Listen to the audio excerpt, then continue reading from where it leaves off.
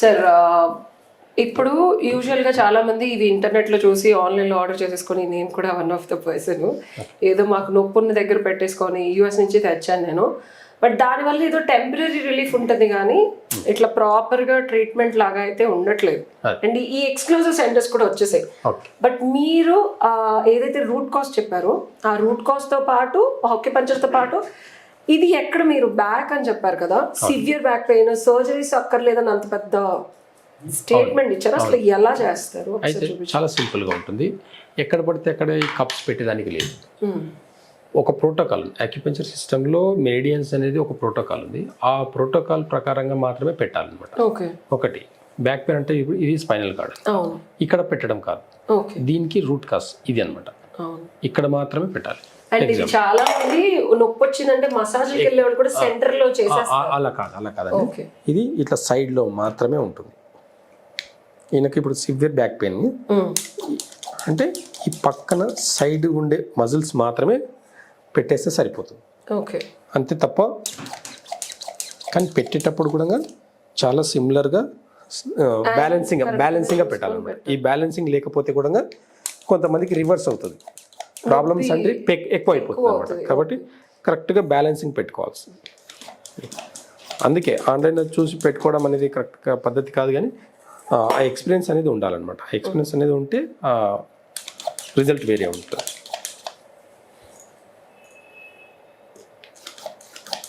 Meridians అనేటివి ఇక్కడే ఉంటుంది.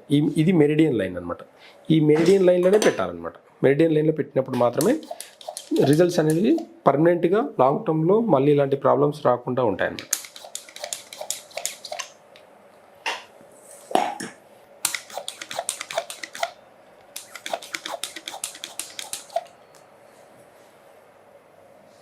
సో మీరు చూస్తున్నారు కదా, ఇది ఆల్టర్నేటివ్ థెరపీలో one of the therapy, cupping therapy.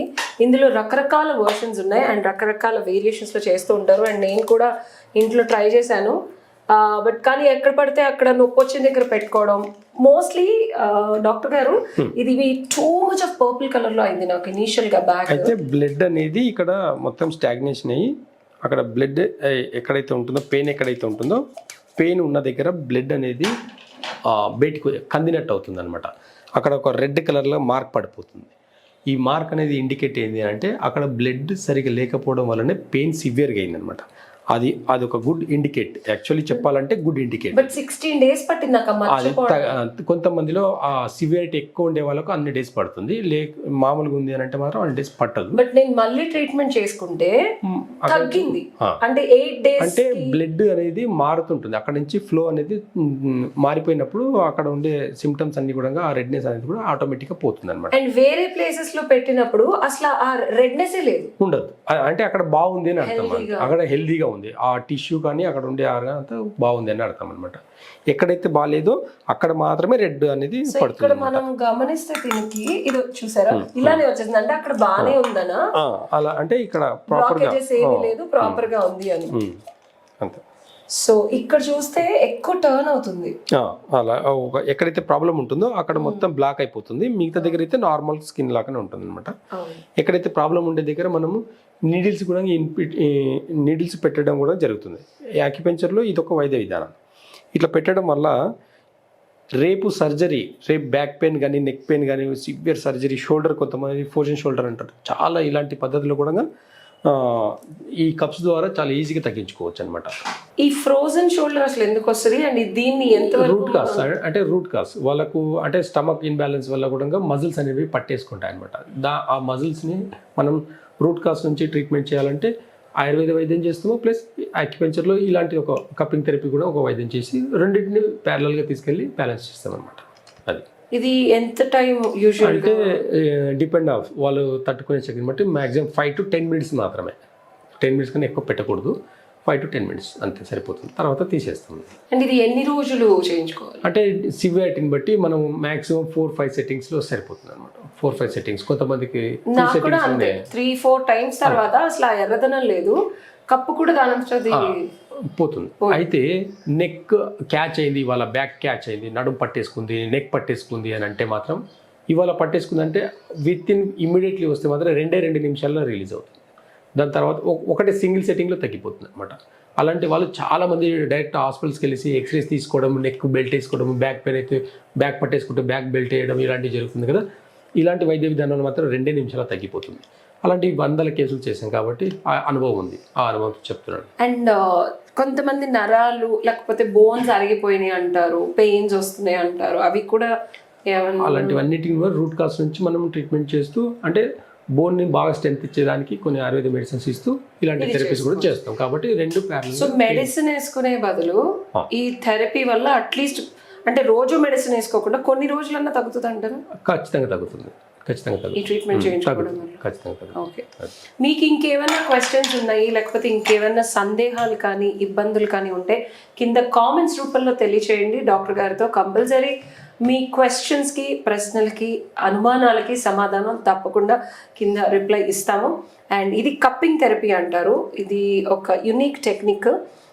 Depending on me ఇష్యూని బట్టి డాక్టర్ గారు ఎలా చేయాలి, ఏం చేయాలి, కరెక్ట్ పాయింట్లో ఇదొక్కటే కాదు, చాలామంది చేస్తే ఇది ఒక్కటి చేస్తారు, లేకపోతే ఆయుర్వేదం చేస్తారు, లేకపోతే ఆక్యుపెన్చర్ చేస్తారు. సో అన్నిటిని నిమిళీకృతం చేసి రిజల్ట్ ఓరియంటెడ్గా ఇబ్బంది వల్ల కలిగే రకరకాల బాధలు కాకుండా రూట్ కాజ్ మీద వర్క్ చేయడం రిజల్ట్ వస్తుంది. సో ఇది cupping therapy.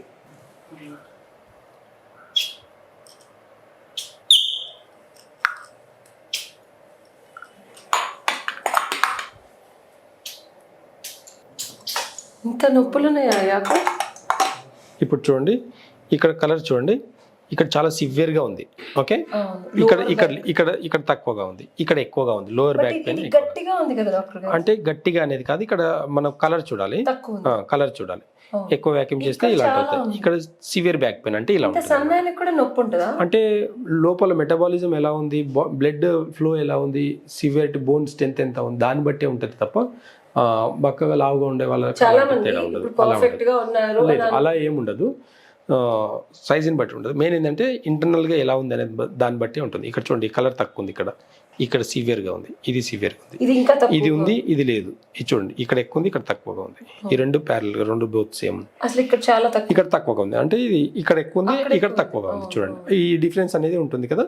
Left right energy సపరేట్గా ఉంటుంది, లెఫ్ట్ రైట్ బ్లడ్ ఫ్లో కూడా సపరేట్గా ఉంటుంది. కాబట్టి ఇవన్నీ కూడా ఇండికేట్ చేస్తాయి అనమాట. ఈ కలర్స్ కూడా ఇండికేట్ చేస్తాయి ఎంత సివియర్ ఉందనే దాన్ని బట్టి కూడా కలర్ ఇండికేట్ చేస్తాయి. దాన్ని బట్టి ఎన్ని సెట్టింగ్స్ చేయొచ్చు అనేది మనం చెప్పొచ్చు. నెక్స్ట్ ట్రీట్మెంట్ డిసైడ్ చేస్తాం అనమాట. Thank you.